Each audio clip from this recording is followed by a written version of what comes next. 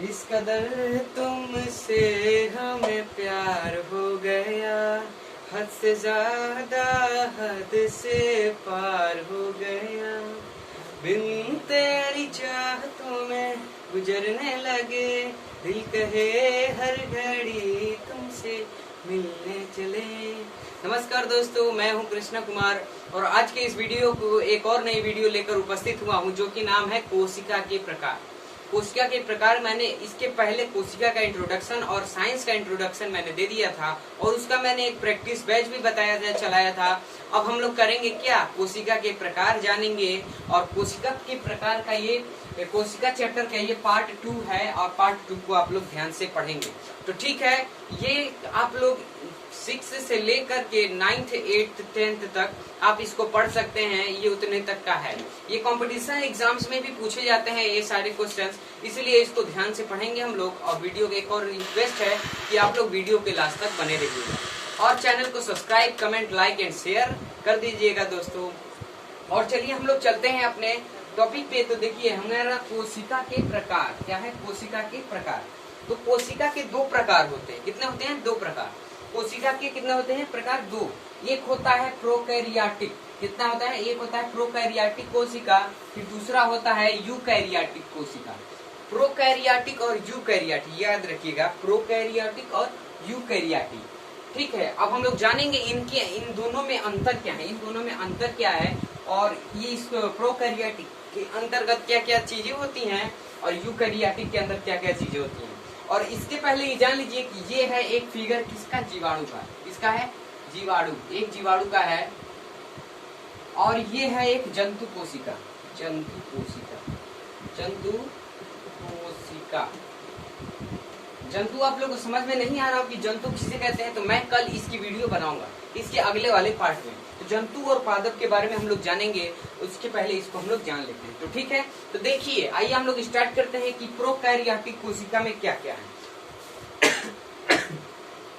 इनमें स्पष्ट केंद्रक नहीं पाए जाते, इनमें स्पष्ट केंद्रक नहीं पाए जाते। किसमें? प्रोकैरियोटिक में। किसमें नहीं पाए जाते? प्रोकैरियोटिक, यानी कि इसमें। इसमें कहीं आपको केंद्रक दिख रहा है? केंद्रक कहीं लिखा हुआ दिख रहा है? देखिए प्रोकैरियोटिक कोशिका में केंद्रक नहीं पाए जाते, यानी कि अगर प्रोकैरियोटिक कोशिका अगर आपको पहचानना है उसमें केंद्रक नहीं होगा। मान लीजिए आपको ये दे दिया गया एक कोशिका है, ठीक है, ये कोशिका है। अब आपको बताना चाहिए क्या ये प्रोकैरियोटिक है या यूकैरियोटिक। सबसे पहले आपको ध्यान में आना चाहिए कि क्या इसमें केंद्रक है। अगर केंद्रक है तो वो क्या है? यूकैरियोटिक कोशिका है। अगर केंद्रक नहीं है तो समझिएगा प्रोकैरियोटिक कोशिका है। तो इसमें देखेंगे हम लोग केंद्रक है, कहीं नहीं है केंद्रक, यानी कि ये कौन सी कोशिका है? प्रोकैरियोटिक। अब प्रोकैरियोटिक के अंतर्गत कौन कौन आते हैं? जीवाणु, शैवाल, कवक, फफूंद, ये सब होते हैं प्रोकैरियोटिक। ठीक, आगे देखते हैं। फिर इसमें देखेंगे इनमें स्पष्ट केंद्रक पाए जाते हैं, इनमें स्पष्ट केंद्रक नहीं पाए जाते इसमें। और इसमें इसका देखिए यूकैरियोटिक का है ये उदाहरण, ये एक जंतु कोशिका। यूकैरियोटिक के अंतर्गत हम लोग जंतु आते हैं। तो देखिए इनमें स्पष्ट केंद्रक पाए जाते हैं। देखिए इसमें केंद्रक होगा, देखिए ये रहा केंद्रक, इसे बोलते हैं केंद्रक, ये नाम है केंद्रक। ठीक है, इनमें स्पष्ट केंद्रक होते हैं और इनमें स्पष्ट केंद्रक नहीं पाए जाते। ठीक है, आगे चलते हैं। दूसरा हमारा क्या कहता है कि इनमें आनुवंशिक पदार्थ डीएनए कोशिका द्रव में बिखरा रहता है। इनमें आनुवंशिक पदार्थ, आनुवंशिक मतलब लक्षण। आनुवंशिक जैसे अगर एक शिशु का निर्माण होता है, जैसे हम पति और पत्नी के द्वारा एक शिशु का निर्माण होता है, तो उसमें आनुवंशिक यानी कि लक्षणिक होती है। उन बच्चों में पिता और माता की लक्षणिक होती है, उसी को बोलते हैं डीएनए यानी कि आनुवंशिक पदार्थ। यानी कि डीएनए का फुल फॉर्म क्या होता है? देखिए डीएनए का फुल फॉर्म होता है डीऑक्सी राइबो न्यूक्लिक एसिड। क्या होता है? Deoxy ribo nucleic acid. ठीक है, और जानते हैं कि इनमें आनुवंशिक पदार्थ डीएनए द्रव के अंदर बिखरा रहता है, यानी कि इसमें किसमें? प्रोकैरियोटिक में। और प्रोकैरियोटिक में देखेंगे इसमें क्या द्रव है। द्रव देखिए कोशिका द्रव किसे कहते हैं? तो ये देखिए कोशिका द्रव, ये जो बिंदी बिंदी का आकार का आपको ये दिख रहा है, ये बिंदी बिंदी, ये है कोशिका द्रव यानी कि चिपचिपा पदार्थ। इसे बोलते हैं चिपचिपा पदार्थ यानी कोशिका द्रव। और कोशिका द्रव का इंग्लिश में नाम होता है साइटोप्लाज्म। क्या होता है?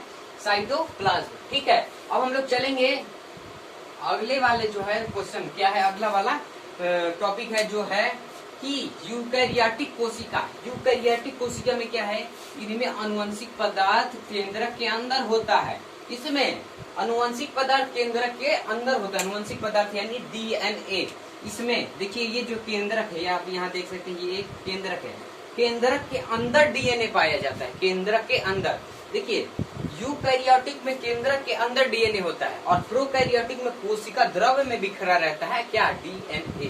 ठीक है, इतना समझ गए आप लोग। चलेंगे हम लोग इसके तीसरे पे। ठीक है, इनमें 70S राइबोसोम्स पाए जाते हैं। 70S राइबोसोम्स यानी कि 70 तरह के या 70 होते हैं राइबोसोम्स। ये देखिए इनमें राइबोसोम्स कौन से हैं, ये देखिए यहाँ पे इनमें क्या दिए हैं, इसमें राइबोसोम्स। ये है रहे हमारे राइबोसोम्स। क्या है, राइबोसोम्स। यानी कि यूकैरियोटिक के मुकाबले, यानी कि यूकैरियोटिक के मुकाबले प्रोकैरियोटिक कोशिका में कम होते हैं। यूकैरियोटिक के मुकाबले प्रोकैरियोटिक में कोशिका राइबोसोम्स कम होते हैं। देखिए जैसे इनमें 70S राइबोसोम्स पाए जाते हैं, ठीक है, और इनमें 80S राइबोसोम्स पाए जाते हैं। यानी कि ये क्या है, एक राइबोसोम्स है। यहाँ पे बिंदी बिंदी आकार, ये गोले गोले आकार का आप लोग को दिख रहा होगा, ये गोले गोले आकार का, तो ये क्या है, एक राइबोसोम्स है, यानी कि कोशिका का एक पार्ट है। अब हम लोग क्या करेंगे, अब हम लोग देखते हैं कि इन फिगर के बारे में थोड़ा कुछ जान लेते हैं, किसे क्या कहते हैं। तो ये हम लोग का क्या होता है, इस प्रकार का कुछ DNA होता है। ये क्या है, हमारा DNA। और ये कौन सी कोशिका है, ये कौन सी कोशिका है, ये प्रोकैरियोटिक कोशिका है। ठीक है, अब प्रोकैरियोटिक कोशिका के पहले हम लोग अध्ययन करेंगे, उसके बाद इसको जानेंगे, यानी कि जंतु कोशिका के बारे में, यूकैरियोटिक के बारे में। तो देखिए ये है DNA, ये हमारा है DNA। उसके बाद क्या है, कोशिका भित्ति। क्या है, कोशिका भित्ति यानी cell wall. Cell wall, cell wall, देखिए कोशिका भित्ति यानी सेल वॉल, यानी कि दीवार। क्या होता है, दीवारें। ठीक है, आगे चलेंगे। देखिए इसमें दोहरी लाइन है, ये देखिए एक ये पहलका वाली लाइन को जो बोलते हैं, पहलका वाली लाइन को, उसे कहते हैं सेल वॉल। उसके बगल में, उसके इधर आइए तो देखेंगे कि यहाँ पे ये एक लाइन दिख रही है, ये एक लाइन है, इसे क्या कहते हैं, प्लाज्मा मेम्ब्रेन। क्या कहते हैं, प्लाज्मा मेम्ब्रेन। इसका हिंदी होगा प्लाज्मा झिल्ली। ठीक है, प्लाज्मा झिल्ली। कैसे झिल्ली किसे कहते हैं, जैसे हम लोग कोई सामान ले जाना रहता है, उसको झिल्ली में पैक करते हैं, उसी प्रकार से कोशिका भी एक झिल्ली में पैक रहती है, उसे क्या कहते हैं, प्लाज्मा मेम्ब्रेन। इंग्लिश में प्लाज्मा मेम्ब्रेन यानी होता है झिल्ली। ठीक है, हम लोग जानेंगे अब इसके ये द्रव है, द्रव को इंग्लिश में क्या कहते हैं, साइटोप्लाज्म। क्या कहते हैं, साइटोप्लाज्म। द्रव को इंग्लिश में कहते हैं साइटोप्लाज्म। ठीक है, हम लोग आगे चलते हैं। तो ये है क्या, ये जो आपको यहाँ हुंडी के आकार का दिख रहा है, इसे क्या कहते हैं, मेसोसोम्स। क्या कहते हैं, मेसोसोम्स। इनमें से सारे पार्ट के बारे में हम लोग एक एक करके सारे पार्ट को निकाल के उसके बारे में अध्ययन करेंगे। तो देखिएगा, इसके हम लोग जब कोशिका के बारे में पढ़ लें, उसके बाद हम लोग इसके सारे पार्ट के बारे में निकाल के इन सारे पार्ट को अलग करके उसके बाद हम लोग पढ़ेंगे, इसके बारे में जानकारी लेंगे। ठीक है, ये देखिए हमारा क्या है, राइबोसोम्स है। ठीक, राइबोसोम्स। और ये क्या है, ये पूंछ की आकार की, इसे क्या कहते हैं, देखिए फेलिगुला। फेलिगुला यानी कि कसाभिका, पूंछ की आकार की होती है कसाभिका।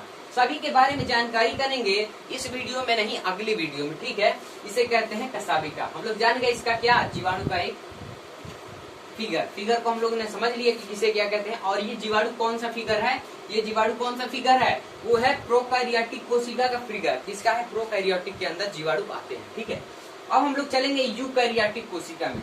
यूकैरियोटिक कोशिका में जंतु और पादप आते हैं, जंतु कोशिका और ये पादप कोशिका। तो मैंने पादप कोशिका का अभी बनाया नहीं है, अभी हम लोग जंतु कोशिका के बारे में जान लेते हैं, और नेक्स्ट वीडियो में हम लोग जानेंगे कि पादप कोशिका होता क्या है, जंतु कोशिका क्या होता है।